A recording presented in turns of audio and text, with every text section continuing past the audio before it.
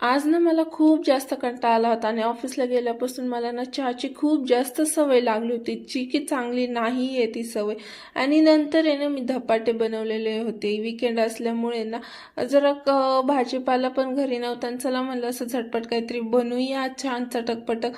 मग बनवल्याचं स्वयंपाक झाल्याच्या नंतर जेवल्याच्या नंतर किचनवर एवढा सगळा पसारा होता ना. आज आहे ना तर माझं बिलकुल काम करायचं मन नव्हतं.